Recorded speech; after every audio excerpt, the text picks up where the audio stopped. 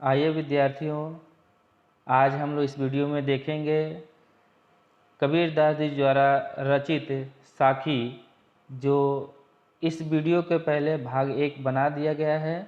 जिन विद्यार्थियों ने भाग 1 नहीं देखा है, इस वीडियो के डिस्क्रिप्शन में उसका लिंक दे दिया जाएगा। आप उसको लिंक पर क्लिक कीजिए और भाग 1 देखिए, उसकी व्याख्या देखिए।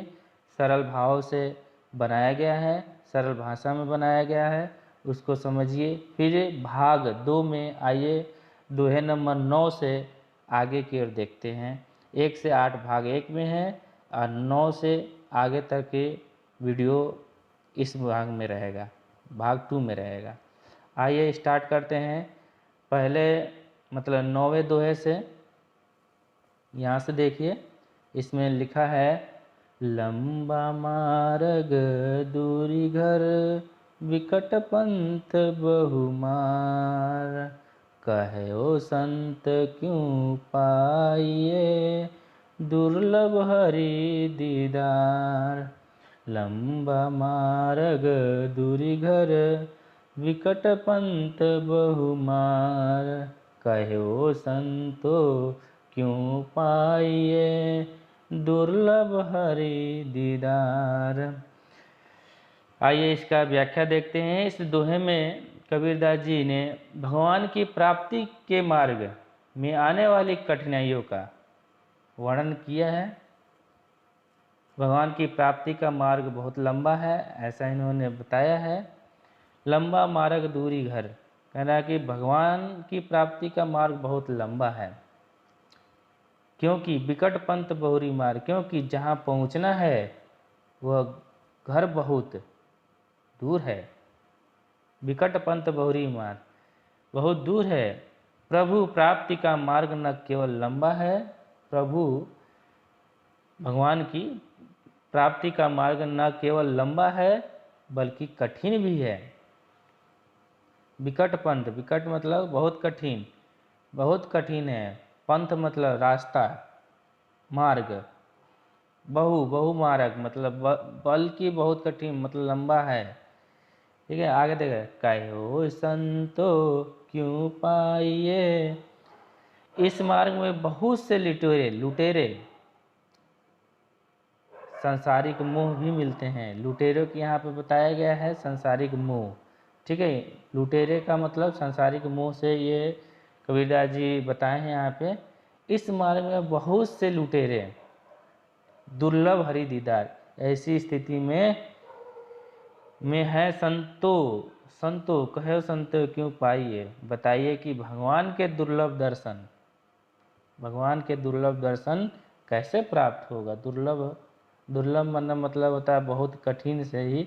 हरि मतलब भगवान, दीदार मतलब कैसे दर्शन, दीदार मतलब देखें, दर्शन करें, उनको कैसे प्राप्त कर सकते हैं। बताते हैं इसमें कि भगवान की भक्ति का रास्ता बहुत कठिन है, बहुत कठिन है। इसे पहुंचना बहुत ही मुश्किल है, क्योंकि इसमें बताया गया है कि लुटेरे कहा गया है कि संसारिक मोह, लुटेरे जैसे में संसारिक मोह से ही आप दूर नहीं हो पाते हैं, जिससे भगवान की प्राप्ति या दर्शन आपको होना दुर्लभ हो जाता है। आते हैं दूसरे मतलब अगले दोहे में, 10वें नंबर दोहे पे आते हैं। इसमें देखते हैं कबीरदास जी क्या कहे हैं अपने शब्दों में। बहुत ही अच्छे शब्दों में इन्होंने अपने विचारों को दर्शाया है। आइए,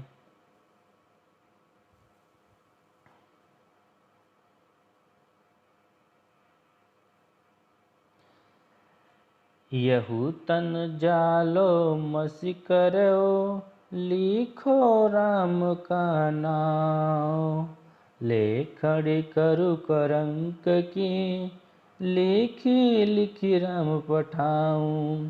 यहू तन जालो मसी करो, लिखी राम का नाम, लेखड़ी करु करंक की, लिखी लिखी राम पठाऊं। आइए इस दोहे में देखते हैं क्या कहते हैं। बताते हैं इसमें, परमात्मा के वियोग में या विरह में व्याकुल आत्मा कहती है। क्या कहती है? मैं अपने इस शरीर को जलाकर उसकी स्याही बनाऊंगी। यहू तन जारो मसी करो, यहू तन जालो मसी करो। मैं अपने इस शरीर को जलाकर उसकी स्याही बनाऊंगी। लिखो राम का नाम। इसके पश्चात अपनी हड्डियों की लेखनी बनाकर, यहू तन जारो मसी करो, लेखनी बनाकर उस स्याही से राम का नाम लिखकर प्रियतम राम के पास बार बार भेजती रहूंगी।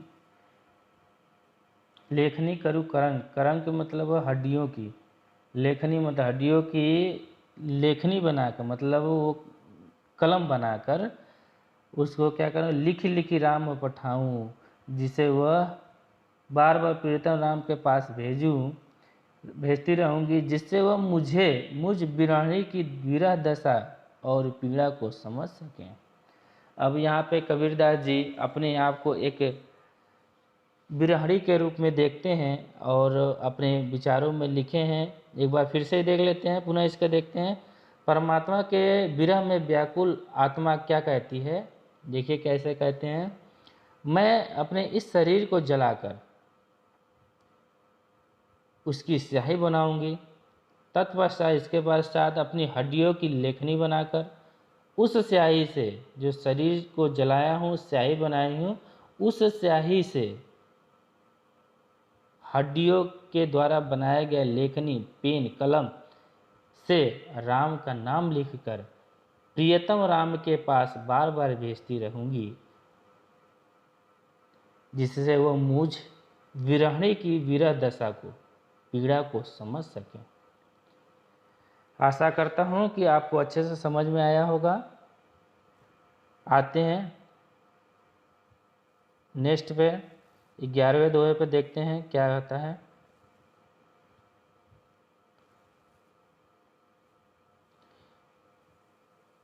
ग्यारहवें दोहे में देखेंगे, कै बिरहनी को मिच दे, कै आपा दिखलाई, आठ पहर का दाछड़ा, मों पे सहा न जाई।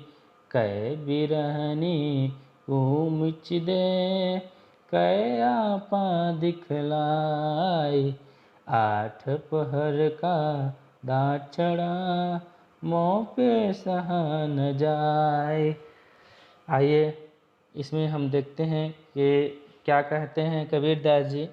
कै बिरहनी को मीच दे, कै आपा दिखलाई, आठ पहर का दाछड़ा, मों पे सहा न जाए। परमात्मा के रूपी प्रियतम अपने आप को, कबीर जी कहते हैं, परमात्मा रूपी प्रियतम को, भगवान को प्रियतम मानते हैं, या तो इस आत्मा रूपी बिरहणी को, और आत्मा को बिरहणी बताए हैं, को मृत्यु प्रदान करो, मृत्यु प्रदान करो, अथवा अपना स्वरूप प्रदर्शित करो। कै बिरहनी को मिच दे, परमात्मा रूपी प्रीतम या तो इस आत्मा रूपी बिरहणी को मृत्यु प्रदान कर दो, अथवा अपना स्वरूप प्रदर्शित कर दो। इसे भी अपने जैसा बनाओ, इसे भी अपने जैसे बना, कै आपा दिखलाए, कैसे बनाओ, आठों पहर, आठ पहर का दाछड़ा, आठों पहर अर्थात रात दिन विराह, विराह में जलना अब मुझ आत्मा रूपी बिरहणी से सहा नहीं जाता है। इसमें कबीरदास जी विरह की बात को दर्शाए हैं। परमात्मा को प्रियतम का स्वरूप माने हैं और आत्मा का बिरहणी का स्वरूप माने हैं। तो वही परमात्मा से एक बिरहणी अपनी कथा को, व्यथा को बताती है, या तो मुझे मृत्यु प्रदान कर दो, या तो अपना स्वरूप प्रदर्शित करो, या स्वरूप दे दो, क्योंकि मुझे आठों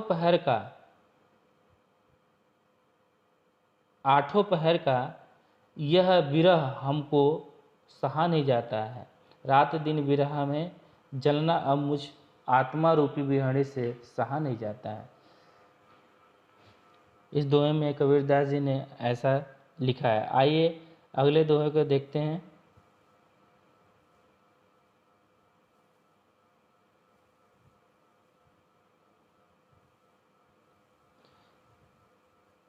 कबीर रे कश्य दूर की, काजल दिया न जाए, नैनु रमैया रमि रहा, दूजा कहाँ समाए। आइए इसका अर्थ देखते हैं।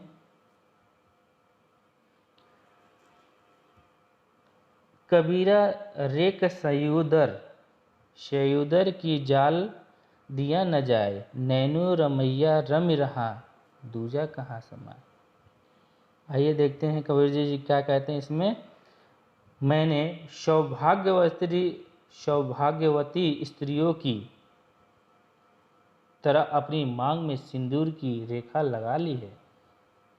इसमें देखिए जो विरहनी है,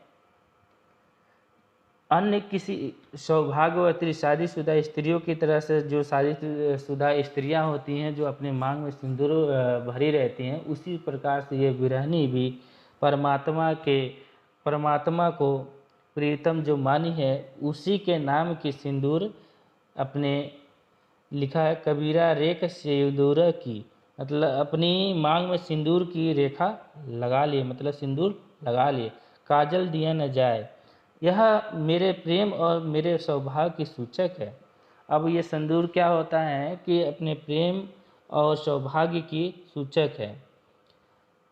लाल रंग स्वीकार करने के बाद काजल को अपनाना मेरे लिए असंभव नहीं है। काजल दिया न जाए, ठीक ना, इसको कहते हैं जो लाल रंग में सिंदूर स्वीकार कर लेने के बाद, जो कर लिए उसके बाद काजल को अपनाना मेरे लिए संभव नहीं है, नहीं अपनाए। नैनु रमैया रमि रहा, दूजा कहाँ समाए। कबीर अपनी बात को स्पष्ट करते हुए कहते हैं, क्या कहते हैं। हर स्थल पर रहने वाले परम प्रिय राम मेरे नेत्रों में रम गए हैं, रमैया दूजा कहाँ समाए। इसलिए अब इस नेत्रों में किसी अन्य वस्तु के लिए स्थान ही नहीं है। अर्थात राम को अपनाने के बाद संसारिक वासनाओं की काजल को लगाने मेरे लिए किसी प्रकार का संभव नहीं है। आइए अगले दोहे में देखते हैं क्या कहते हैं।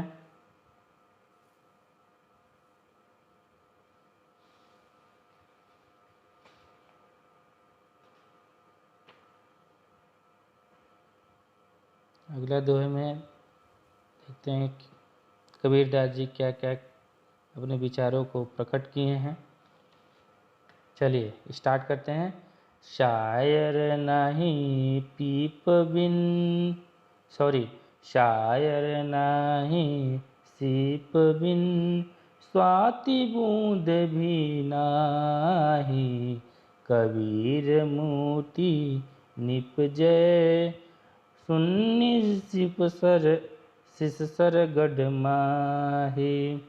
शायर नाही सीप बिन, स्वाति बूंद भी नाय, कबीर मोती निपजय, सुन्नी सिसर गढ़ माहे।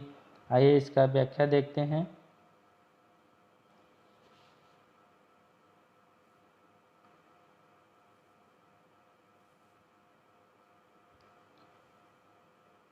इसकी व्याख्या हम लोग देखते समझते हैं क्या कहते हैं इसमें। देखिए कहते हैं इस साखी में कबीर ने मोक्ष रूपी मोती का वर्णन करते हुए कहा है। मोक्ष रूपी मोती का वर्णन करते हुए कहते हैं, शरीर रूपी किले में सुषुमा नाड़ी के ऊपर, सुषमा नाड़ी के ऊपर उपस्थित ब्रह्मरंध्र में न समुद्र है न सीप है और न ही स्वाति नक्षत्र की बूंद है।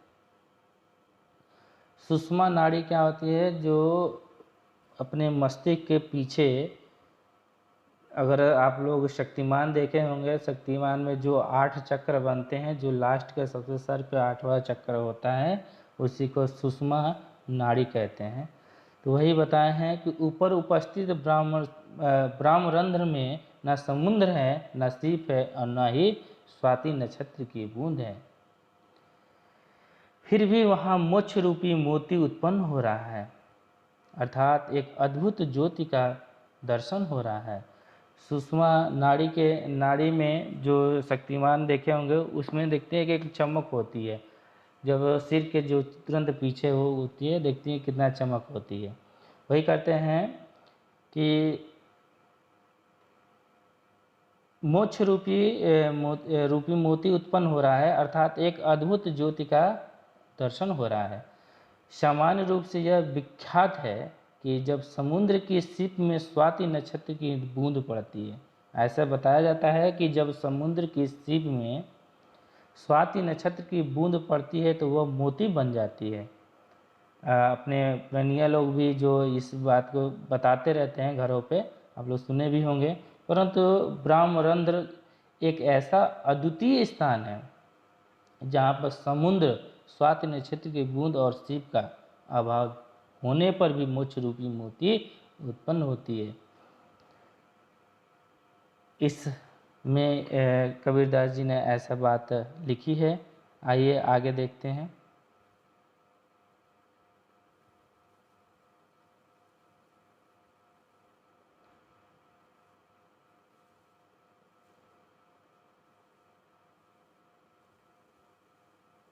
चौदह में कहते हैं, 14 दोहे में कहते हैं, पाड़ी ही तय हिम भया, हिम है गया बिलाय, जो कुछ था सोई भया, अब कुछ कहाँ न जाए। पाड़ी ही तय हिम भया, हिम है गया बिलाय, जो कुछ था सोई भया, अब कुछ कहाँ न जाए। पाड़ी हित हिम भया, हिम है गया बिलाय, जो कुछ था सोई भया, अब कुछ कहाँ न जाए। कबीर जी कहते हैं, पानी जमकर बर्फ बन गया, फिर वही बर्फ पिघल कर दोबारा पानी बन गया और उसका बर्फ रूप ये विलीन हो गया, और उसका बर्फ स्वरूप जो रूप होता है वो विलीन हो गया। इस प्रकार पानी का जो रूप पहले था अब पुनः वही हो गया है। पानी ही तय हिम भया, पानी कहते हैं ना कि पानी जमकर बनता है, पानी को जमाइए फ्रिज वगैरह में तो क्या करता है, बर्फ़ बन जाएगा। फिर उसको क्या करते हैं, बर्फ़ पिघल कर दोबारा फिर पानी बन जाता है। उसके बाद बर्फ़ जो उसका रूप होता है, स्वरूप होता है, वो विलीन हो जाता है, मतलब खत्म होता है। तो जो पहले रूप पहले था अब पुनः वही हो गया, पानी से बर्फ़, बर्फ़ से पानी, मतलब जो पानी था फिर दोबारा पानी ही हो जाता है। जो कुछ था सोई भया, अब कुछ कहा न जाए, उसके विषय में कुछ नहीं कहा जा सकता। इसी प्रकार जगत की उत्पत्ति, स्थिति, प्रलय में नाम मात्र का ही अंतर है, तीनों का मूल रूप एक ही है। मोक्ष की भी यही स्थिति होती है, आत्मा परमात्मा की भी यही एक रूप होता है। कहने का भाव यह है कि आत्मा परमात्मा का ही अंश है। कहने का तात्पर्य कि आत्मा परमात्मा का ही अंश है, इसलिए जीवन की मृत्यु के पश्चात आत्मा परमात्मा में ही विलीन हो जाती है। जिस प्रकार से पानी बर्फ बना, अब बर्फ फिर दोबारा पानी हो गया, इसलिए जीवन की मृत्यु के पश्चात आत्मा परमात्मा से ही विलीन हो जाती है। जो हम लोग की मृत्यु होती है, हम लोग जब मरते हैं उसके बाद हम लोग की आत्मा जाके परमात्मा में फिर से वो मिल जाती है। यही कबीरदास जी ने अपने इस दोहे में दर्शाया है। तो चलिए मित्रों, आज का सेशन यहीं समाप्त करते हैं। अगले भाग के लिए भाग 3 बनाया जाएगा, जो पहले भाग में 1 से 8 तक बनाया गया, दूसरा भाग है 9 से 14 और तीसरा भाग आपको मिलेगा 15 से और आखिरी तक। तो आज का सेशन यहीं समाप्त करते हैं। धन्यवाद, नमस्कार।